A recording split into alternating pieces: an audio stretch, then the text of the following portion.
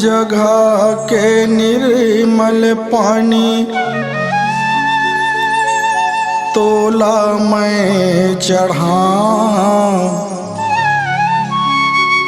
शिव लहिरी तोला कैथे कैसे तोला मना।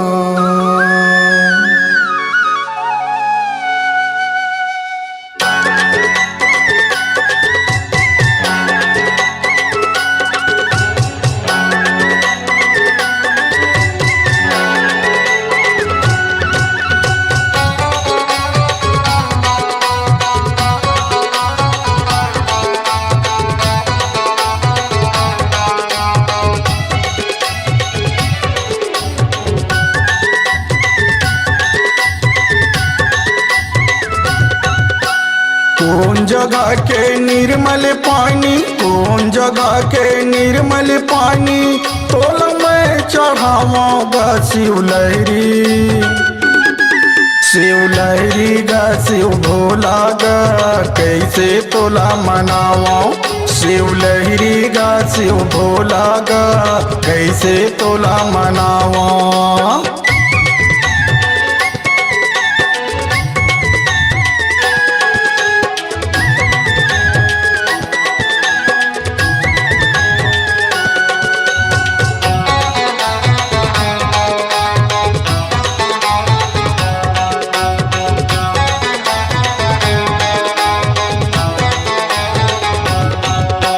माई नर्मदा के जल उठायो फूल पान चढ़ा के। धूम हवन में कांवर पूजा पंडित ला पढ़वा के।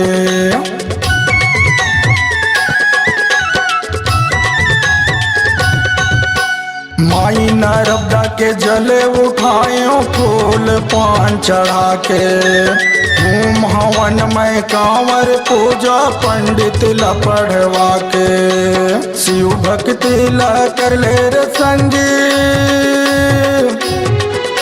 शिव भक्ति ला कर ले रे संगे कांवर ला उठा के गा शिव लहरी।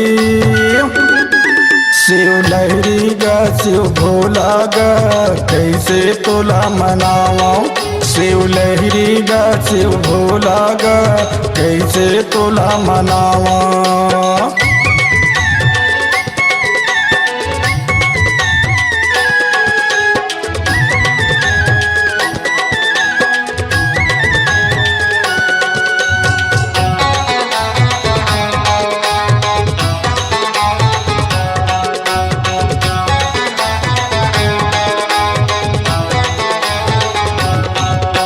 बीच नदिया माँ बैठे महादेव जलेश्वर तोरे धाम है।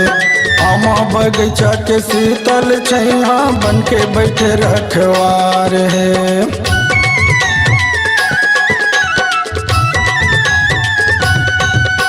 बीच नदिया माँ बैठे महादेव जलेश्वर तोरे धाम है।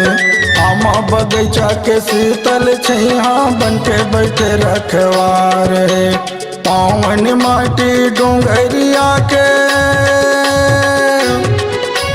पावन माटी डोंगरिया के मातला नवा के गा शिव लहरी। शिव लहरी गा शिव भोला गा कैसे तोला मनावा। शिव लहरी गा शिव भोला गा कैसे तोला मनावा।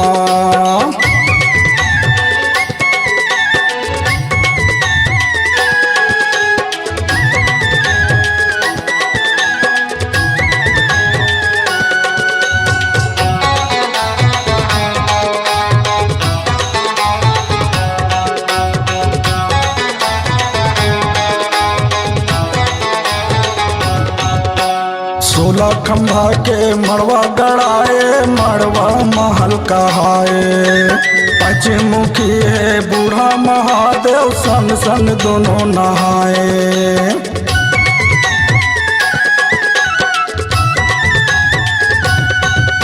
16 खंभा के मड़वा गड़ाए मड़वा महल कहाए। पंचमुखी है बूढ़ा महादेव, संग संग दोनों नहाए।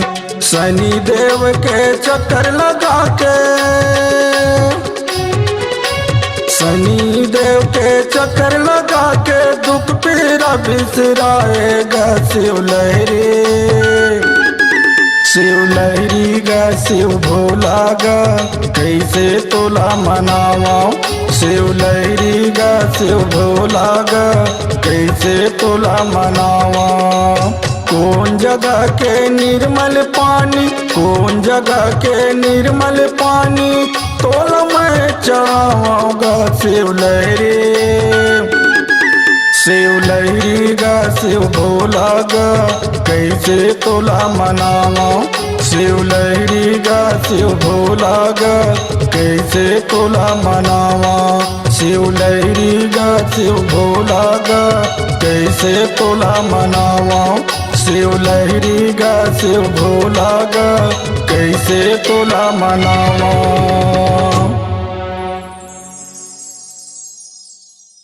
अपनी आवाज को दीजिए एक नया मुकाम। डिजिटल रिकॉर्डिंग की दुनिया का जाना पहचाना नाम स्वरांजलि, जहां गूंजती हैं ध्वनियां अपनी माटी की सौंधी सुगंध के साथ। छत्तीसगढ़ी संगीत के विविध रंग जो पहुंचाते हैं पूरे प्रदेश में डिजिटल रिकॉर्डिंग के संग। स्वरांजलि स्टूडियो, नेमी चंद गली नंबर 2, गंजपारा, रायपुर।